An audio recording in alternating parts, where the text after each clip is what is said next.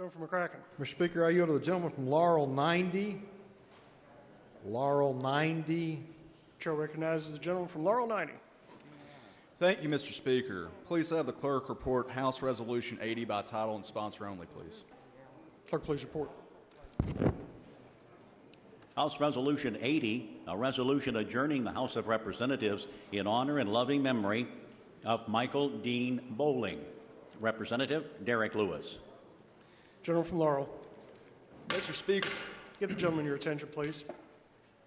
Mr. Speaker, today I rise to honor a great man and former member of this body. You know, in being in the legislature, we have a very unique job. We are the voice for our district. And yes, we may fight, we may disagree. Just had one of those. However, during that time, you know, we develop a bond. We get to know people across the state from all backgrounds, from all walks of life, and we get to appreciate them. We get to become friends and share that friendship and have stories. And, you know, the gentleman that we're honoring today, I did not have the pleasure and privilege of serving with him, but I knew him by his reputation before I was even in this body, before I even met the current gentleman from Bell. But, Mr. Speaker, at this time, I would like to yield to some of the people that did know this gentleman while he served in the legislature. And at this time, I would yield to the gentleman from Knox 86. Chair recognizes the gentleman from Knox. Thank you, Mr. Speaker. And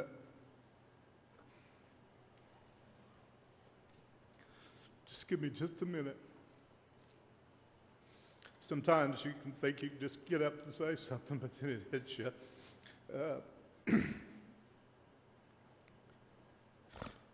Going back to 1990, it was the first time that I met Mike, and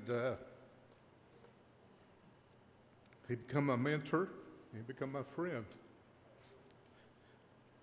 There was seldom a time that a month went by that we didn't speak or we didn't spend time together. It was created in this house, even though we was just a county away. If I told you all the things that he'd done for Eastern Kentucky, somebody would call for a motion before I got done, because I'd be here a while. Economic development was his passion. He wanted to see people work. He was registered as a Democrat, but I always looked to him as a statesman. Some of you young people in this body will learn someday what a statesman is. There's a difference in a Republican, a Democrat, and a statesman. A statesman cares for not just their district, they care for the whole body and the whole state. Mike Bowling would not turn anybody down for a conversation, no matter what side of the aisle he was on. He served as chairman of the judiciary, and the first project that AOC put out, he put in my county. He could have put it in Bell County. He ended up putting a courthouse there, but the first one was in my county because he always looked to where the greatest needs were. The first regional industrial park, he put in my county when he could have put it in Bell. And Governor Patton saying, Mike, won't you put it in Bell? He said, because I-75 is a corridor, and we need to get it as close to the corridors for the quickest jobs. We have over 1,000 jobs in our industrial park today because of Mike Bowling. I watched the gentleman from Bell grow up like a family member because Mike was like my brother. I'm not going to be in this body long because I came for a purpose.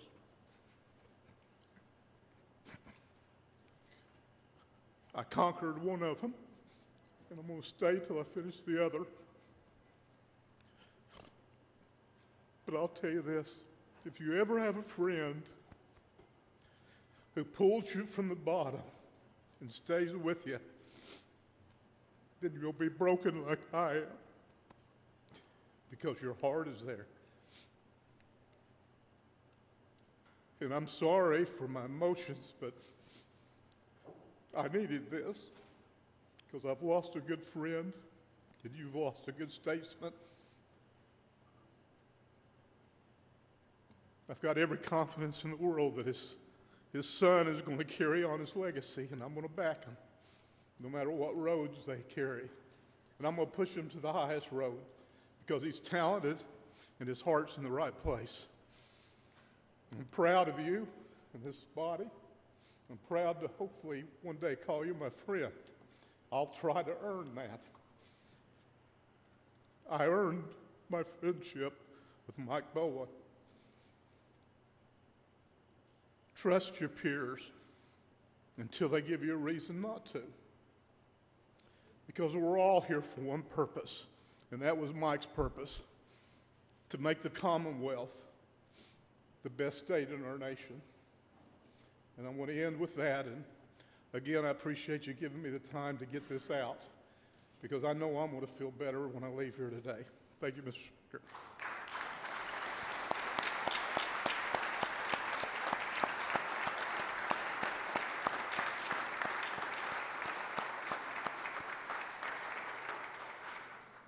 Gentleman from Laurel. Mr. Speaker, I would yield to the gentleman from Jefferson 29. Chair recognizes the gentleman from Jefferson 29. Thank you, Mr. Speaker, and that was a wonderful testament to a man I'd like to talk about. When I first came into this chamber a long time ago, I just couldn't get over how beautiful it was in here. But it was a lot for a 33-year-old to come in here. I know there's a lot younger in here today, but for me it was, I won on a fluke, so I kind of just wasn't expected to even be here. But immediately I was put on the Judiciary Committee, and talk about a lost ball in high weeds. It was really sad, and I learned a lot. And the chairman was Mike Bowen, and he took me aside many times to show me and tell me what was going on. And he was a special guy. He didn't care that I was a Republican and that he was a powerful Democrat chairman. He would always take time to, not only me, but many of us. He ran that committee very bipartisanly, and he was a true gentleman. And I'm really glad that I got to see him and Adam here on the first day of this session, or last session, and it was a great treat. And Kentucky is sadder today for missing Mike Bowen. Thank you. Gentleman from Laurel. Thank you, Mr. Speaker. I'd now like to yield to the lady from Jefferson 44. Chair recognizes the lady from Jefferson 44. Thank you, Mr. Speaker, and thank you, gentlemen from Laurel. It is a great opportunity to have served with Mike Bowen. When I came into these chambers in 1995, I think some of you may have not been born yet. I was very young at one time, and Chairman Bowen was a great role model for me. He was a great believer in this institution, a great believer in passing good policy, and so generous with his time and experience and expertise. I think he made me the legislator, had a great deal to do with the legislator that I am today. So you may think that's good or bad. Had wonderful, wonderful memories of he and his wife when we traveled to legislative conferences. They were a lovely, lovely, loving couple. They loved their kids. I can't believe one of them is sitting among us now. You probably don't remember me then, but you were a little bitty guy then.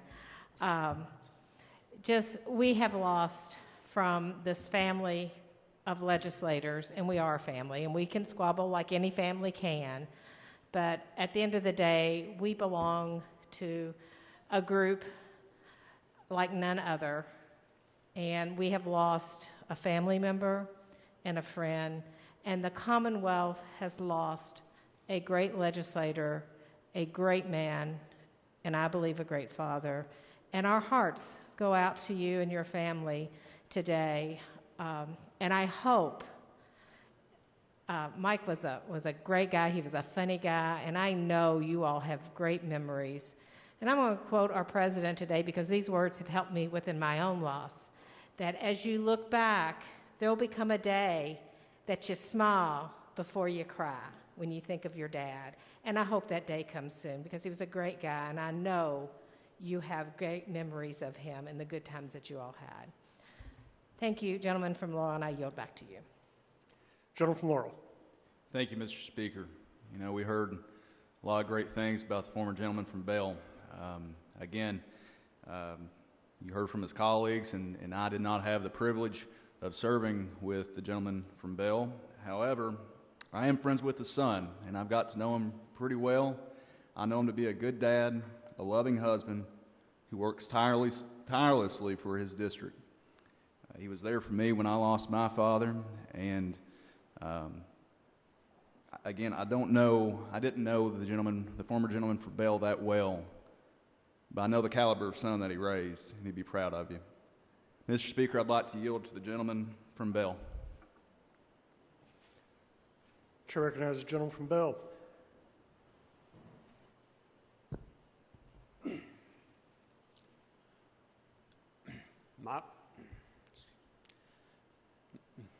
My father loved being the center of attention. And he would love this right now. I promise you that. He would think this is the greatest thing ever. Thank you, Mr. Speaker. I'd like to thank the gentleman from Laurel 90 for filing this resolution, as well as the gentleman from Jefferson 29, gentleman from Knox, and lady from Jefferson 44 for their kind words this afternoon. I want to thank all my other colleagues in this chamber, as well as the folks in the Senate chamber at the other end of the hall, for all the outpouring of prayers, love, and support for myself and my family since Dad's loss, or Dad's passing.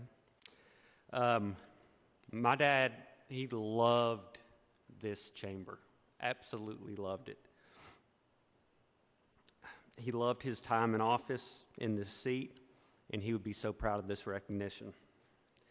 Dad was a political junkie from an early age. He majored in political science in undergrad and then went on to earn his Juris Doctor in law.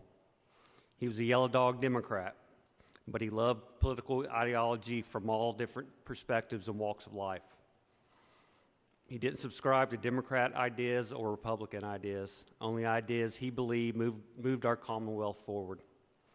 He loved the debate and exchange of ideas, but at the end of the day, he was always very, very self-assured that where he came down on an issue, he was 100% right. When he was 16 years old, Dad fell in love with a strong Republican girl from a very strong Republican family. He married that girl 42 years ago. They built a life, a family, and worked for their community. After all the years of his service to our Commonwealth and the Democratic Party, which he loved, the little girl he fell in love with remains a Republican to this day. And that's because Dad would have it no other way. I remember when I went to register to vote, I realized that I myself was a Republican. I walked into Dad's office one afternoon, a little bit nervous, and I said, "Dad, I have my voter registration card, but I haven't filled it out yet because, Dad, I think I'm a Republican." And I said, "But Dad, I believe in you." And I said, if this is going to be a slap in your face, or if you're ever going to run for office again, I'll register as a Democrat because I want to support you. He didn't bat an eye, and he said, "Son, thank you." He said, "But that's not how this works. For our system of democracy to work, individuals must determine from their walk through life what ideals they believe in and be willing to stand, fight, and defend those ideals. So if you're a Republican, that's how you need to register, and that's what you need to fight for. All those other issues, they'll work themselves out." My father believed in democracy. He believed in the law. He believed in He believed that solutions to problems didn't rest on the far left or the far right, but where Kentuckians of all walks could come together in agreement on issues and policy. Again, sincerely, thank you to this body for honoring my father and my family with this resolution. Dad, I love you and thank you. And Mr. Speaker, I yield back to the gentleman from Laurel.